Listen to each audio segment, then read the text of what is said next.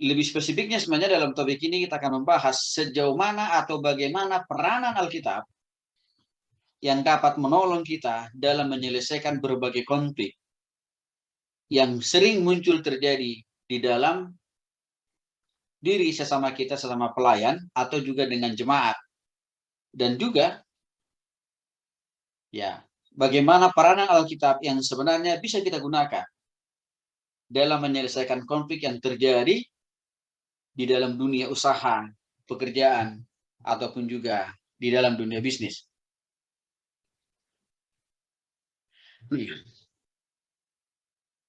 Banyak orang menyelesaikan konflik selama ini hanya mengandalkan pengetahuan, keterampilan,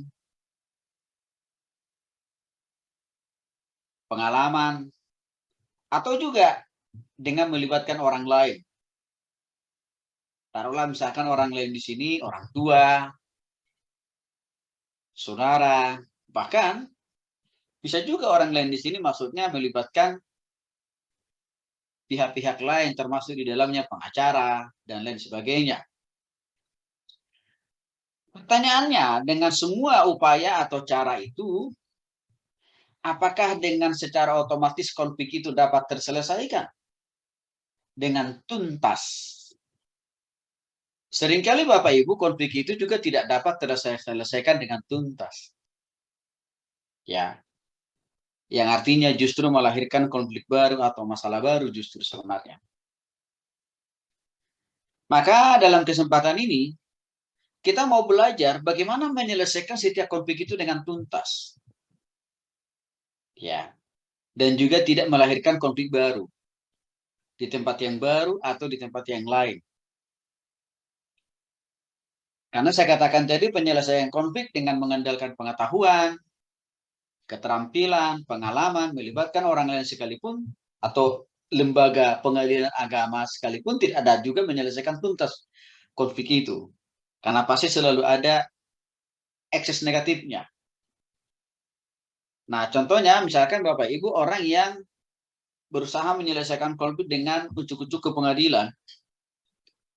Taruhlah misalkan ini kasus rumah tangga.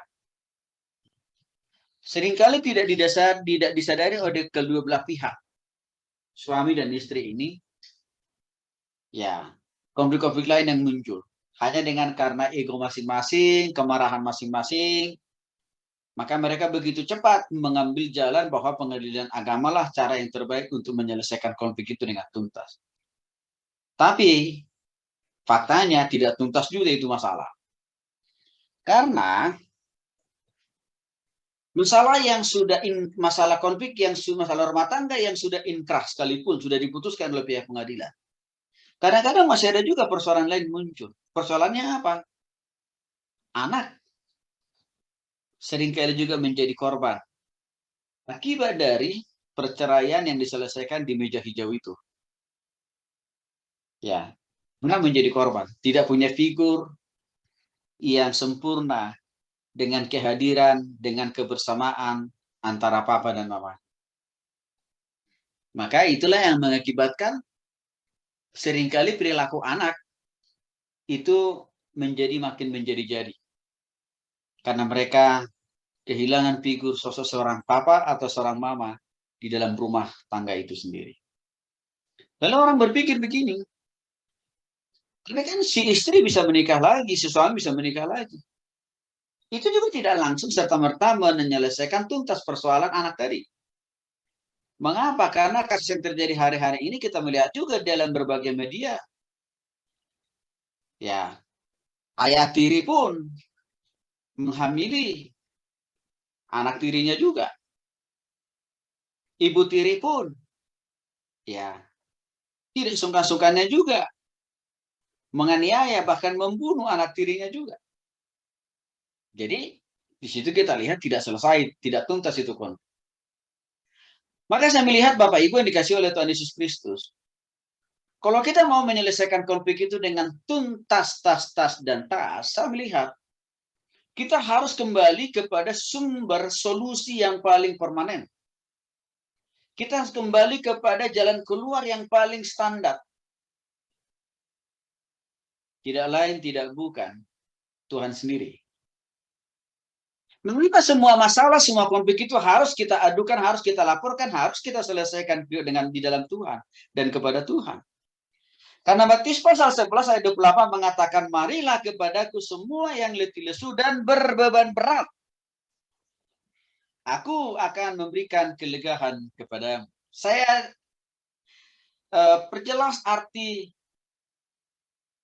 marilah kepadaku semua yang letih lesu dan berbeban berat. Bapak Ibu yang dikasih oleh Tuhan Yesus Kristus. Marilah kepadaku artinya apa? Tuhan tidak menolak, Tuhan tidak melarang kita untuk selalu datang kepadanya, menyerahkan setiap masalah, pergumulan, persoalan, tantangan, kesukaran, penderitaan. Termasuk konflik loh, Bapak Ibu. Dalam rumah tangga, usaha, dan pekerjaan kita kepada Tuhan. Tuhan senang kita mengadu, Tuhan senang kita datang, merendahkan hati, bermohon. Tuhan bekerja menyelesaikan konflik persoalan yang kita alami. Karena itulah dikatakan di sini semua yang letih lesu. Letih lesu itu kan menggambarkan di sana orang sedang punya pergumulan, orang sedang punya persoalan. Orang sedang menghadapi tantangan demi tantangan yang silih bergantung dalam hidupnya, rumah tangganya, usahanya, pelayanannya. Tuhan bilang, mari kepada aku. Termasuk di sana arti letih lesu di sini dan beban berat.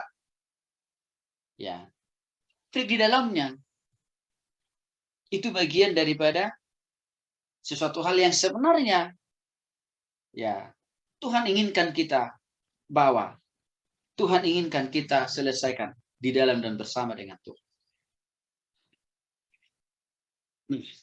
Berangkat dari sini Bapak Ibu, saya melihat sekali lagi tuntasnya sebuah konflik, tuntasnya sebuah persoalan itu sampai ke akar-akar hanya bisa dilakukan, hanya bisa dirasakan, hanya bisa dialami hanya kalau kita selesaikan di dalam dan bersama dengan Tuhan. Kalau hanya mengandalkan pikiran, pengetahuan, keterampilan, ilmu, pengalaman, termasuk hakim, pengacara, jaksa, tidak tuntas itu persoalan. Maka seringkali menimbulkan ekses persoalan-persoalan baru atau konflik-konflik baru sebenarnya.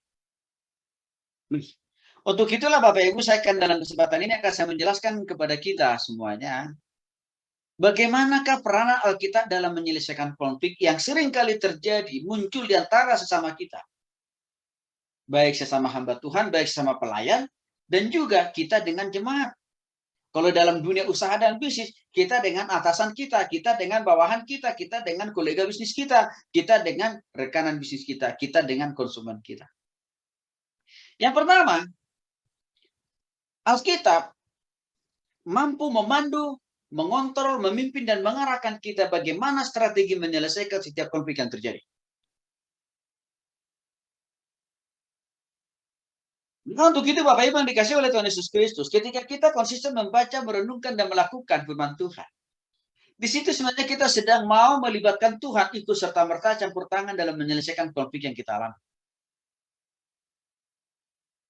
Mengapa? Alkitab itu bisa menjadi rujukan, bisa menjadi kompas, atau penunjuk, atau solusi bagi kita dalam menyelesaikan konflik yang terjadi dalam hidup kita, dalam rumah tangga, usaha, pekerjaan, dan bisnis kita. Karena sudah terbukti dan teruji, Bapak Ibu yang dikasih oleh Tuhan Yesus Kristus. Alkitab mencatat dengan baik-baik. Mulai dari Kejadian sampai dengan Wahyu. Ada banyak konflik yang pernah terjadi di zaman PL dan juga di zaman Perjanjian Baru. Semuanya terselesaikan dengan tuntas. Contoh, konflik yang terjadi antara Adam dengan Hawa, yang saling mempersalahkan dalam kitab Kejadian. Saling mempersalahkan siapa yang paling pertama dan yang utama yang menjadi penyebab dari kejatuhan mereka ke dalam dosa. Itu kan sudah dijelaskan juga di dalam Alkitab bagaimana menyelesaikannya. Tidak lain tidak bukan. Yang mereka harus bertobat kepada Tuhan. Mudah juga menghadapi konflik dengan bangsa Israel yang tegar tengkuk itu Bapak Ibu. Abraham juga berkonflik dengan saudaranya Lot. Yusuf berkonflik juga dengan saudara-saudaranya. Yang akhirnya Yusuf itu dibuang ke sumur, tapi yang akhirnya kembali Yusuf itu dijual menjadi pembantu. Semua ya, di sisi lain Yesus juga kita melihat dengan jelas dalam perjanjian baru. Tidak kalah luar biasa juga Yesus menghadapi konflik dengan orang-orang Farisi, Bapak Ibu. Tapi semua berbagai jenis konflik itu yang terjadi, semuanya dapat terselesaikan dengan tuntas. Maka saya kira ini tidak perlu kita ragukan lagi bagaimana Alkitab itu bisa menjadi panduan bagi kita dalam menyelesaikan setiap konflik. Cuman yang menjadi persoalan memang Bapak Ibu, seringkali ini tidak dipahami. Kurang dimengerti atau kurang digali selama ini. Bagaimana sebenarnya Alkitab banyak mencatat strategi, pola, dan cara menyelesaikan konflik. Nah, kalau kita selalu memakai Alkitab menjadi rujukan dalam menyelesaikan konflik, dalam hidup rumah tangga, usaha, pekerjaan, bisnis, dan pelayanan kita, maka kita akan mendapatkan banyak hikmah, pengertian, jalan keluar, dan solusi. Kita Amsal memberikan wawasan bagi kita yang sangat begitu banyak. Bagaimana pola dan menyelesaikan konflik. Dan bagaimana mencabut akar daripada konflik itu sendiri. Termasuk di dalamnya loh Bapak Ibu. Kemarahan kan salah satu juga menjadi musabab dari konflik itu subur. Kitab Amsal menolong kita bagaimana mengendalikan kemarahan. Sehingga kemarahan kita itu tidak kontraproduktif melahirkan konflik dengan orang lain.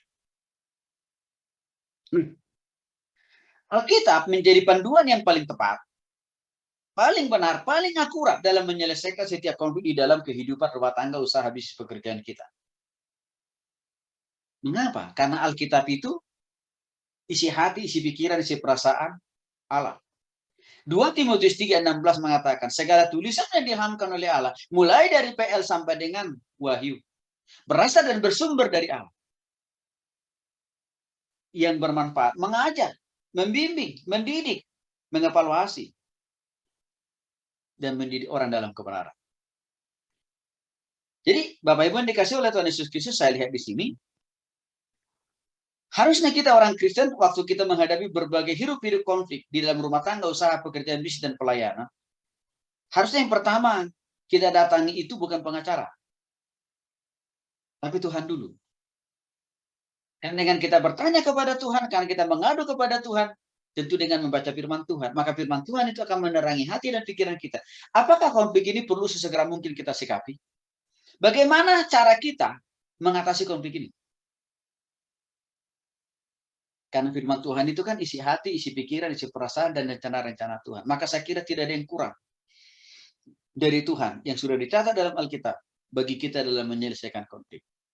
Maka saya kasih contoh tadi Bapak Ibu, konflik yang dialami Adam dan Hawa, dijelaskan dalam Alkitab bagaimana solusinya.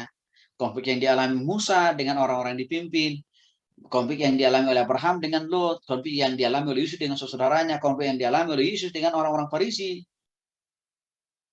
Saya kira tokoh-tokoh tadi dipakai Tuhan menjadi proyek percontohan buat kita bagaimana mereka menyelesaikan setiap konflik dengan cara Tuhan. Dan akhirnya mereka bisa selesaikan dengan tuntas konflik itu. Menjadi gambaran buat kita. Kita perlu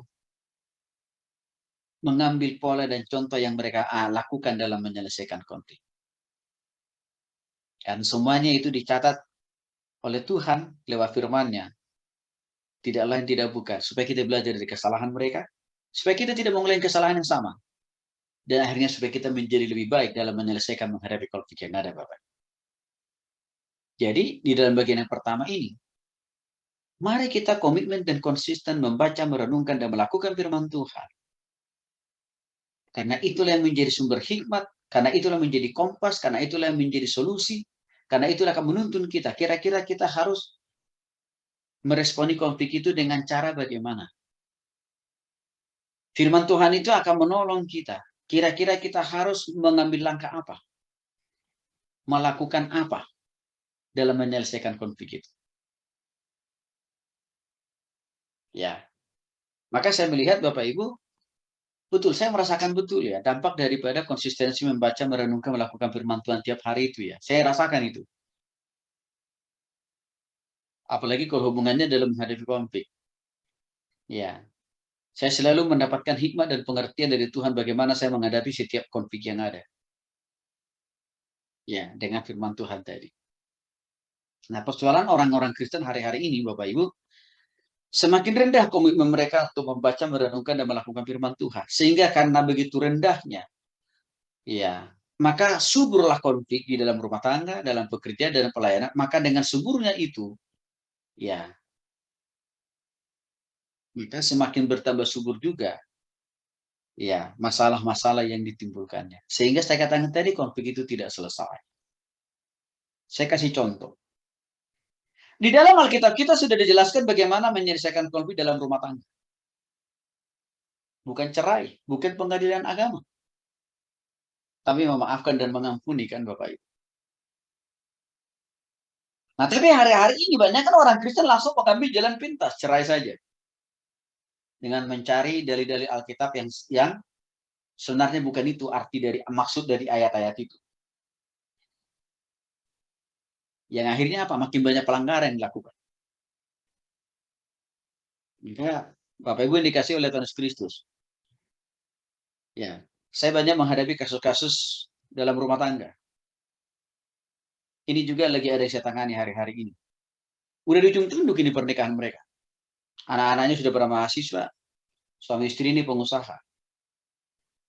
Karena suaminya selingkuh, maka istrinya ngotot untuk minta cerai. Lalu waktu itu dia bilang, Pak Tony, saya mau cerai, tolong doakan Pak Tony. Saya bilang, kalau ibu cerai, ada dua hal yang ibu lawan. Ada dua hal yang ibu langgar. Satu, Tuhan, ibu melawan Tuhan. Karena Tuhan bilang, apa yang saya persatukan tidak boleh diceraikan oleh manusia. Berarti ibu melawan Tuhan. Yang kedua, ibu melanggar firman Tuhan.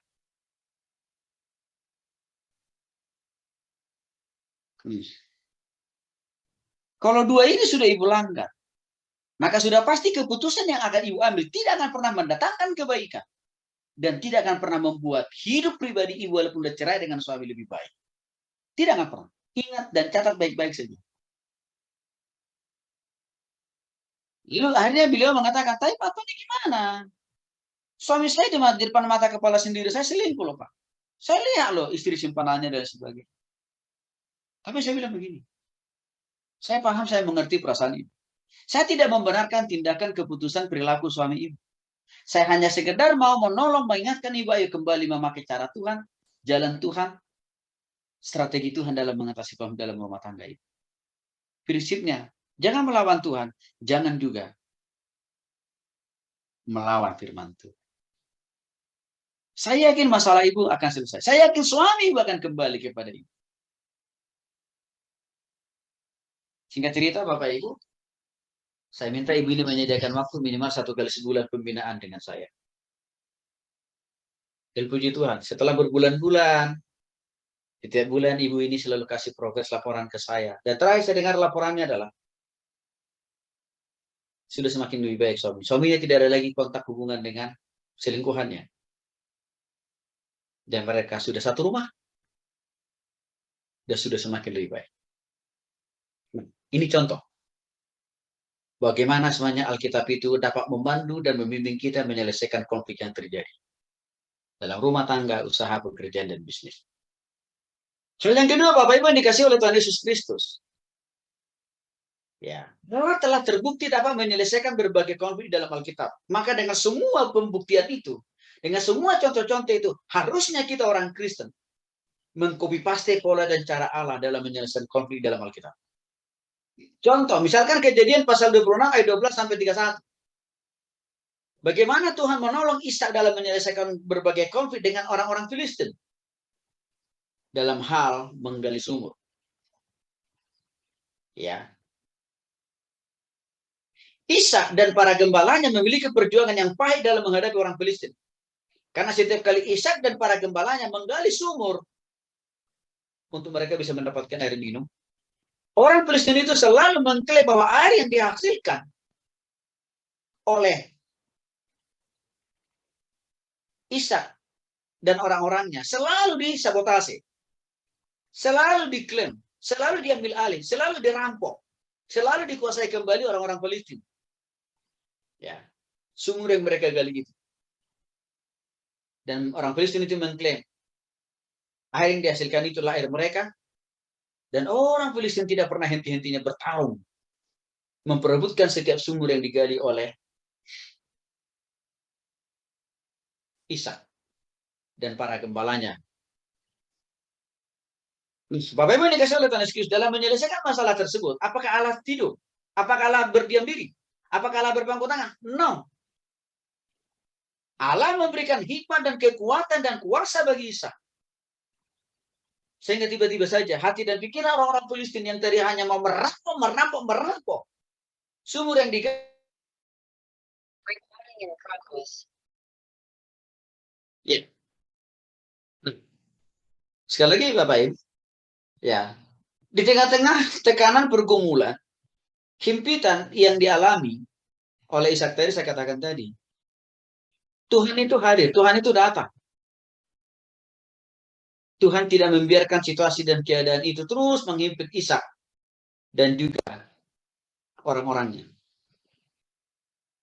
Nih, jadi Bapak Ibu yang dikasih oleh Tuhan Yesus Kristus, sekali lagi, semua itu dicatat baik-baik di dalam Kejadian pasal 26 ayat 22.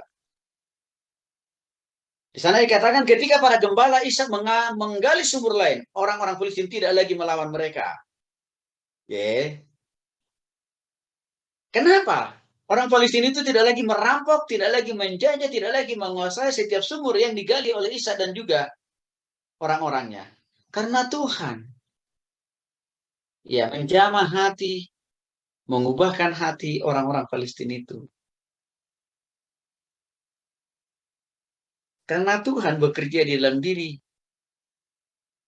orang-orang Palestina itu loh Bapak Ibu. Apa yang mau saya sampaikan buat kita dalam hal ini Bapak Ibu yang dikasih oleh Tuhan Yesus Kristus. Kita semua pasti mengalami konflik. Hanya mungkin yang membedakannya itu adalah jenisnya. Ada yang sedang mengalami konflik dalam rumah tangga. Di sisi lain ada di antara kita yang mengalami konflik dalam usahanya, dalam bisnisnya, dalam pekerjaannya, dalam pelayanannya. Ayo, Tuhan kita sanggup. Tuhan kita itu cukup bisa kita andalkan menyelesaikan konflik itu. Karena tadi kalau kita lihat di sini ya, Ishak ini kan tidak punya kuasa melawan orang Palestina karena dia orang yang dijajah.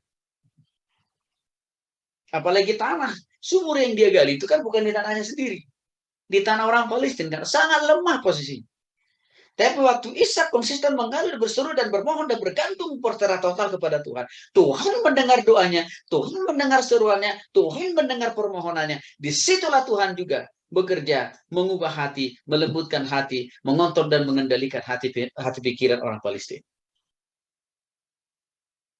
Sehingga Ishak terbebas dari tekanan yang bertubi-tubi dari orang Palestina itu. Bapak Ibu yang dikasih oleh Tuhan Yesus Kristus. Apapun konflik yang sedang kita hadapi hari ini, dalam usaha, dalam bisnis, dalam pekerjaan, atau juga dengan rekan, sekerja kita dengan rekan bisnis kita.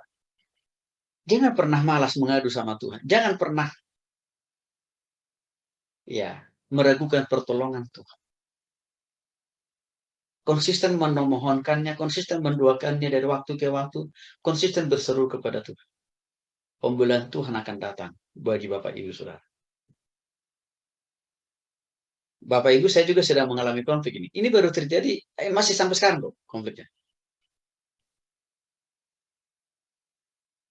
Ini saya sedang menghadapi seseorang, ya, karena dia menganggap orang besar di sebuah kampus itu, ya, lalu dia mau mensabotase jadwal saya ngajar di tempat itu. Jadi ini dia di kampus itu orang struktural. Dia dosen tetap, saya dosen LB. Berarti kan saya bukan dosen tetap nih. Dia sedang mau berusaha berjuang menggeser posisi saya. Saya dengarkan berita ini minggu lalu Bapak Ibu dari seseorang. Waktu saya dengar berita itu, dan Bapak Ibu tahu, cara dia untuk menggeser posisi saya, ya, itu cara ya yang sangat-sangat buruk. Caranya gimana? Dia coba memfitnah saya kepada pihak ya di kampus itu. Waktu saya dengar itu minggu lalu, saya yang langsung terpikir dalam hati dan pikiran saya adalah, Tuhan tolong saya, Tuhan bela saya, Tuhan bekerja di dalam konflik yang sedang saya alami. Itu yang selalu saya lakukan. Ditambah, saya makin lebih terus lagi menghubungkan setiap konflik yang saya alami itu dengan apa? Setiap firman Tuhan yang saya baca. Apa yang terjadi? Ada hasilnya. Setelah 1 minggu saya alami bergumul terus dengan Tuhan, Bapak Ibu. Jumat kemarin saya ketemu dengan pejabat lain di kampus itu. Dan pejabat ini tidak satu agama loh dengan kita, Bapak Ibu. Saudara kita tetangga sebelah. Waktu saya ketemu, saya kenalan, saya jelaskan. Ya, apa yang bisa saya lakukan untuk kampus itu. Dan juga saya saya bawa semua ijazah yang saya punya. Kesimpulan akhir dari pejabat di kampus itu apa, Bapak Ibu? Pak Tony, aturan kita jelas di kampus ini. Dan semua aturan yang kita punya di kampus ini, Pak Tony lulus semuanya memenuhi kriteria itu. Maka sebagai pimpinan di tempat ini, Pak Tony, saya mau dan saya dukung Pak Tony Hartap mengajar di kampus ini. Bapak Ibu yang dikasih oleh Tuhan Yesus Kristus. Seringkali Tuhan izinkan satu konflik itu terjadi di dalam hidup kita, dalam rumah tangga kita, usaha, bisnis, pekerjaan, dan pelayanan kita. Sebenarnya Tuhan mau menegur kita. Adakah kita masih mau tetap datang kepada Dia, berharap kepada Dia, bermohon kepada Dia, dan mengandalkan Dia? Waktu kita tetap berharap dan bermohon dan mengandalkan Dia, Tuhan pun bekerja, Tuhan pun berkarya, walaupun tidak satu agama loh, Bapak Ibu. Kita dengan orang yang berkonflik itu, Tuhan bisa mengubahkan hati pikiran orang itu. Itu saya alami. Karena itu juga dilakukan oleh Ishak sebenarnya. Dia tidak punya daya sebagai manusia. Posisinya sangat lemah. Dia pendatang. Tapi dia tetap mengadu dan bermohon kepada Tuhan. Disitulah Tuhan menghargai. Disitulah Tuhan mengapresiasi. Disitulah tangan Tuhan turut bekerja. Hanya Bapak Ibu dikasih oleh Tuhan Yesus Kristus. Dengan siapapun kita hari ini berkonflik. Mungkin orang itu lebih hebat, lebih tinggi, lebih berkuasa dari posisi kita. Tapi Tuhan kita lebih berkuasa daripada posisi orang itu. Tuhan kita lebih hebat dari orang itu. Karena orang itu juga hidup. Karena Tuhan kita yang memberikan napas hidup. Allah sudah terbukti dapat menyelesaikan berbagai konflik di dalam Alkitab. Mari kita kembali kepada Alkitab dalam menyelesaikan setiap konflik yang ada. Yang kedua, lagi-lagi Alkitab telah membuktikan tidak ada yang mustahil bagi Tuhan dalam menyelesaikan setiap konflik. Artinya apa? Di dalam Tuhan tidak ada satu masalah, tidak ada satu persoalan baik yang kecil dan amat dan sangat besar yang tidak diselesaikan oleh Tuhan. Yeremia pasal 32 itu juga berkata, Akulah Tuhan, Allah semua manusia. Nah ini Bapak Ibu coba diperhatikan. Akulah Tuhan, kata Tuhan ini. Allah semua manusia. Allah semua manusia loh. Jadi apapun agama orang itu, apapun warna kulit orang itu, apapun di mana, bagaimanapun posisi orang itu, Tuhan kita juga yang berkuasa menghidupkan orang itu. Tetap Tuhan kita juga memberikan nafas kehidupan bagi orang itu. Tetap Tuhan kita juga yang berotoritas dalam diri orang itu. Maka Tuhan bilang, adakah yang sesuatu yang terlalu sulit bagi saya? Mungkin kita menganggap persoalan kita atau konflik yang kita alami hari ini begitu tingginya, begitu beratnya, begitu banyaknya, bagaikan mungkin bergunung-gunung begitu ya Bapak Ibu ya. Tapi saya pesankan, tolong Bapak renungkan firman Tuhan ini.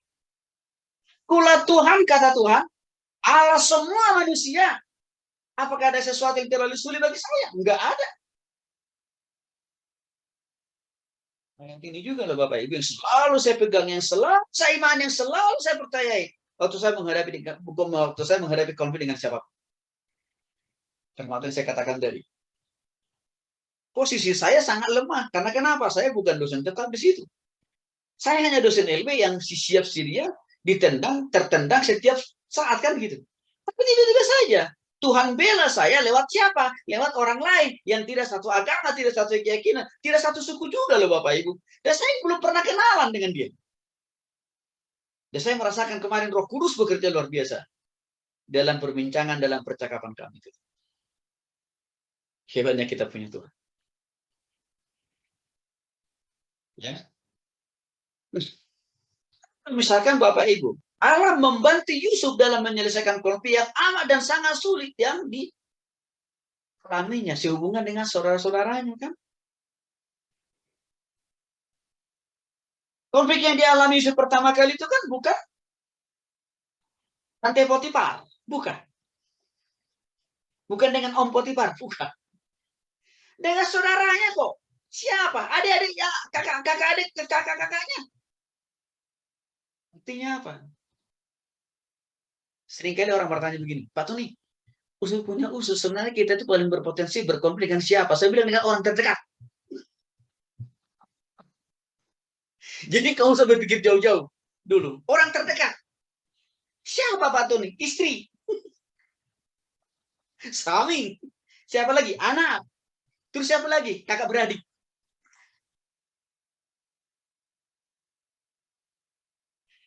Orang tua. Itu kan lingkaran yang paling terdekat dengan kita, kan? Karena misalnya sumber konflik itu sebenarnya ya, itu dari orang paling terdekat dengan kita kok, yang sering berinteraksi dengan kita. Itu juga kan yang dialami oleh Yusuf sebenarnya. Jadi apa yang dialami Yusuf ini kan memberikan sebuah proyek percontohan ini. Hei manusia, kalau kalian menghadapi konflik dengan kakak beradik, bersaudara, dengan orang tua dan mertua, jangan baper. Lihat aku contohnya bagaimana cara menghadapinya, bagaimana caranya Tuhan menolong saya. Kan kira-kira itu mau Yusuf jelaskan ke kita, kan? Seringkali loh Bapak Ibu, kita yang bersaudara, ujung-ujung langsung pikirannya menyelesaikan konflik apa? Pengadilan agama, kan? Kantor polisi. Selesai itu konflik. Mereka sampai turun ke generasi kedua, ketiga, anak cucu, kan Bapak Ibu. Dan kadang-kadang kita menganggap, wah, saya pasti akan kalah karena saya tidak punya kemampuan oleh apapun. Belum tentu. Kalau hidup kita benar dalam Tuhan, iman kita benar, wah, Tuhan punya acara untuk membela kita loh Bapak Ibu. Kita tahu akibat daripada apa yang dilakukan oleh saudara Yusuf. Akhirnya dia menjadi budak di Mesir selama 13 tahun loh Bapak Ibu. Tapi lagi-lagi Tuhan membebaskan dan melepaskan dan menolong Yusuf keluar dari semua itu. Ya. Dan akhirnya kalau kita lihat, Yusuf menjadi Perdana Menteri di Mesir loh Bapak Ibu. Artinya apa? Yusuf bisa menjadi orang besar. Karena dia tetap mengandalkan Tuhan. Melibatkan Tuhan, mempercayai Tuhan. Mengadu kepada Tuhan waktu dia menghadapi setiap konflik dalam dia baik yang datang dari saudaranya, bahkan dari Om Potifar, Tante Potifar, dari orang-orang yang dipenjara bersama dengan dia. Semua konflik itu dapat terselesaikan dengan baik. Bahkan konflik itu justru membuahkan, menjadikan Yusuf menjadi orang besar. Bapak Ibu yang dikasih oleh Tuhan Yesus Kristus, waktu kita menghadapi konflik, jangan langsung cepat berpikir pendek. Yaitu apa? Mengandalkan akal dan pikiran. Jangan. Tanya Tuhan dulu, libatkan Tuhan dulu. Ngadu dulu sama Tuhan. Itu Bapak Ibu yang kita lakukan. Karena Tuhanlah pembela kita. Karena tadi ayat di atas Bapak Ibu jangan lupa ya. Dia adalah Allah semua manusia. Apapun agama orang itu, apapun suku orang itu, apapun warna kulit orang itu. Kalau Tuhan, kalau ada Tuhan, pembelaan Tuhan ada di pihak kita. Apa yang dikasih oleh Tuhan Yesus Kristus, jika Tuhan mau membantu Yusuf dan juga tokoh-tokoh kita yang baik para nabi dan juga para rasul perjanjian baru, dalam menyelesaikan konflik dalam hidup mereka, keluarga mereka, pekerjaan, pelayanan mereka, masa sih Allah yang sama, yang kita punya, yang kita percaya, maka Allahnya kan tidak sanggup menyelesaikan konflik yang dialami oleh kita, kan tidak mungkin Bapak Ibu. Allah kita sama kok. Kuasanya sama, namanya sama, Tuhannya sama. Maka ini selalu saya katakan kepada banyak orang. Tuhan kita itu tidak tetap kasih kuasanya dulu sekarang sampai seorang. Cuma mungkin yang menjadi pembedanya adalah kalau orang lain bisa merasakan kasih pertolongan Tuhan dalam menyelesaikan konflik dalam hidupnya, usahanya, pekerjaan bisnisnya. Karena dia makin lebih taat kepada Tuhan waktu dia menghadapi konflik. Tapi mungkin yang sebagian besar orang Kristen waktu menghadapi konflik apa? Semakin menjauh dari Tuhan. Akibatnya apa? Konflik yang kecil bertambah besar. Bukan hanya bertambah besar, makin kalah terus menghadapi konflik. Ini perlu kita pahami Bapak Ibu ya. Bagian yang ketiga. Bagian yang keempat. Kita juga sudah teruji dan terbukti. Iya. Menolong manusia dalam mengidentifikasi. Mengidentifikasi artinya melokalisir. Iya. Atau menempatkan setiap masalah itu secara proporsional. Dan bagaimana menyelesaikan persoalan itu, konflik itu secara proporsional dan juga secara kontekstual. Salah satu faktor terbesar yang menjadi pemicu munculnya konflik adalah masalah marah, Bapak Ibu. Ya. Ini yang seringkali menjadi penyulut terbesar. Orang itu akhirnya mudah gampang berkonflik dengan semua orang. Baik di keluarga, baik di pekerjaan, baik di usaha dan bisnisnya. Marah. Gampang marah. Sering marah. Bapak Ibu, memang ada dua jenis namanya kemarahan.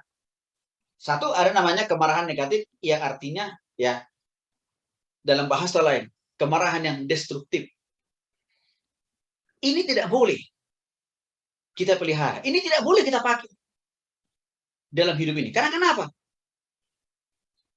Kalau ini selalu terus kita pakai, kita pertahankan dalam diri kita, maka ini akan sering merongrong dan merusak, bahkan membuat kita waktu berhadapan, berkomunikasi, bekerja sama, layani dengan orang lain, akan selalu mengalami yang namanya konflik. Untuk itulah Amsal pasal 29 ayat 22 berkata, si pemarah menimbulkan pertengkaran, dan orang yang lekas gusar banyak pelanggarannya. Ya. Kemarahan yang destruktif atau kemarahan yang negatif. Apa contoh konkret daripada kemarahan yang negatif atau kemarahan yang destruktif ini?